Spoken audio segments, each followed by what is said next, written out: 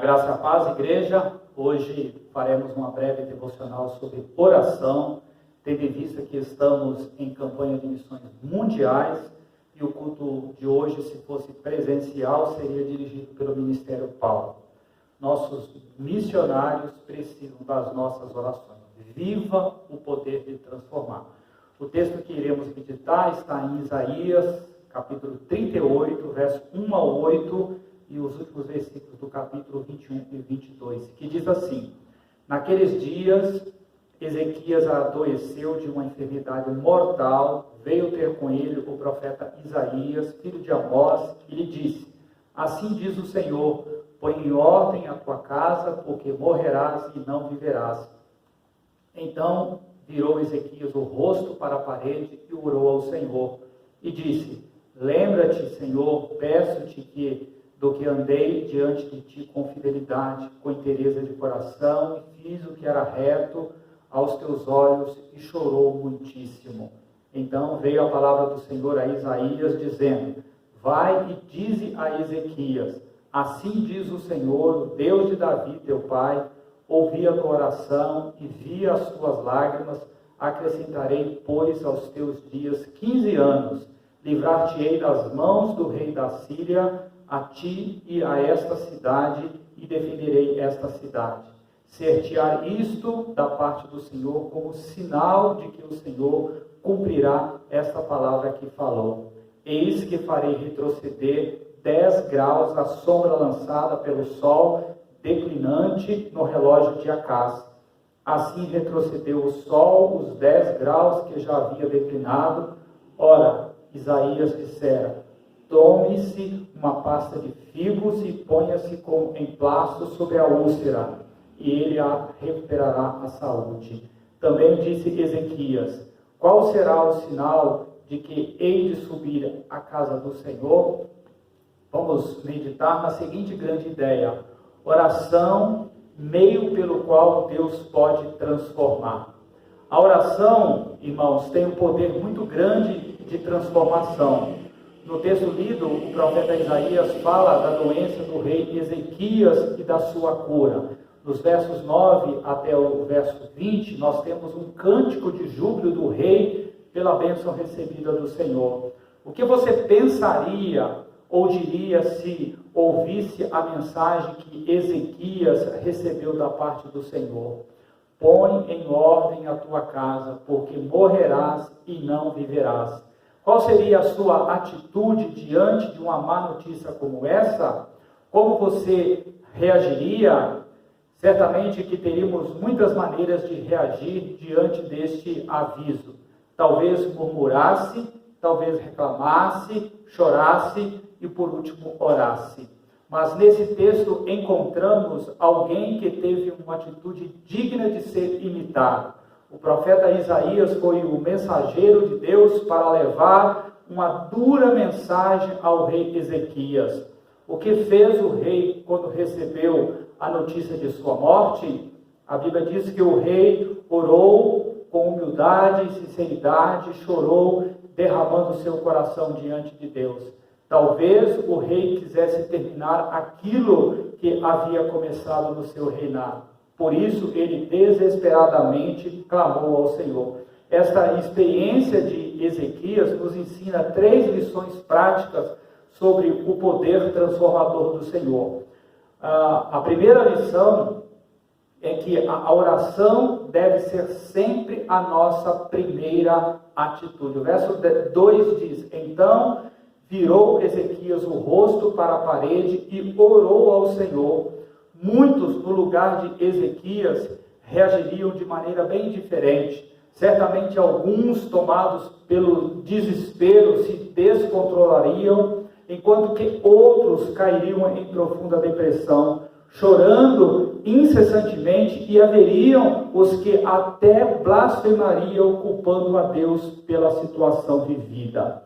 Só mesmo alguém tomado por uma profunda convicção poderia agir como ele agiu, com o corpo debilitado e enfraquecido pela enfermidade, mas com o espírito forte, não conseguindo sequer levantar-se do leito em que se encontrava. Ali mesmo virou-se e com o rosto voltado para a parede, fez seu clamor através de uma oração ao seu Deus.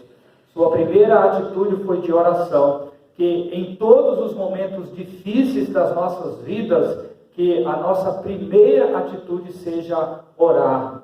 Mas só agiremos como Ezequias se tivermos as mesmas convicções que ele teve. Dessa forma eu pergunto, como está a sua convicção de que Deus tem sua vida no controle dele, de que ele tem o melhor para você sempre?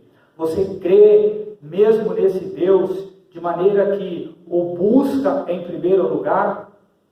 Estamos meditando sobre 3 lições práticas sobre o poder transformador do Senhor. A segunda lição: vá à presença do Senhor com humildade e sinceridade de coração. Verso 3, a parte A, e disse: lembra-te, Senhor, peço-te de que andei diante de ti com fidelidade, com inteireza de coração, e fiz o que era reto aos teus olhos. O clamor do rei foi repleto de humildade e sinceridade, pois ele reconhecia que somente o Senhor tinha o poder de transformar essa sentença de morte em vida. Aquela primeira carta de Pedro, no capítulo 5, verso 6, diz: humilhai-vos, portanto, sob a poderosa mão de Deus, para que em tempo oportuno ele vos exalte. A oração não é algo formal a ser usada para atrair a atenção dos homens, como faziam os fariseus, e por isso foram condenados por Jesus. Eles estavam acostumados a orar formalmente várias vezes por dia, segundo as leis herdadas de seus antepassados, e observavam com rigor pontual os horários destinados à oração, onde quer que estivessem. A oração passou a ter para eles um caráter de mero ritualismo, sem consistência espiritual, onde o que contava era a exterioridade sofisticada de palavras várias vezes vazias para receber o louvor humano. Muitos se acham no direito de serem atendidos por Deus, mas ele não atende uma oração se o coração não se humilha diante dele. É justamente isso que o rei Ezequias estava fazendo nesse momento, diante da sentença proferida pelo profeta Isaías. Ezequias, mesmo sendo rei, se humilhou diante de Deus e a sua oração foi ouvida e recebida. Se humilhe diante de Deus, pois se ele quiser, ele poderá curar. Por exemplo, o leproso que chegou a Jesus lá em Mateus 8, 2 e 3, clamou e disse: Senhor, se quiseres, pode purificar-me. E Jesus, estendendo a mão, tocou-lhe, dizendo: quero, fica limpo. E imediatamente ele ficou limpo da sua lepra. Nós estamos meditando sobre 3 lições práticas sobre o poder transformador do Senhor. A terceira, que está no verso 3, a parte B: diante da dor não devemos nos calar, mas precisamos apresentar ao Senhor as nossas petições com choro. Diz o texto que chorou muitíssimo o rei Ezequias. Externe seus sentimentos para Deus, se derrame na presença do Senhor, exponha as suas lágrimas para Ele, fale para Ele o que lhe causa dor, o que te faz chorar. Chorar não é sinal de fraqueza, irmãos. Abater-se não é sinal de derrota. Apresentar a sua queixa ao Senhor não é sinal de rebeldia. Vamos nos abater muitas vezes e devemos apresentar ao Senhor a nossa tristeza. Jó fez isso. Ele falou muitas vezes para o Senhor: está doendo, Senhor, eu estou sofrendo. Não há espaço para mais dor na minha vida. Lamentou, dizendo que seria melhor que não tivesse nascido. Não há mais lágrimas para derramar, Senhor. Seja sincero diante de Deus. Davi também se apresentava diante de Deus com sinceridade e clamava, revelando que a sua alma estava abatida. No mundo de hoje, onde todos estamos vivendo uma pandemia, Existem milhares de pessoas que sofrem como Ezequias, que estão enfrentando o drama de uma doença séria que se estabeleceu sobre o seu corpo, sem às vezes terem um resultado esperado. Nossa preocupação com aqueles que estão doentes e que às vezes até chegam ao óbito é que a pior doença da humanidade é o pecado, que abate o espírito e causa a morte eterna. Somente Jesus tem a cura e o poder para transformar essas pessoas sem salvação. Vivamos o poder de transformar através da oração, intercedendo pelos povos do mundo, desde Jerusalém, Judeia, Samaria e confins da terra, pois estão com a sentença de morte eterna já decretada. No início eu disse que a oração é o meio pelo qual Deus pode transformar. Pode transformar se for parte do seu plano, se for sua vontade.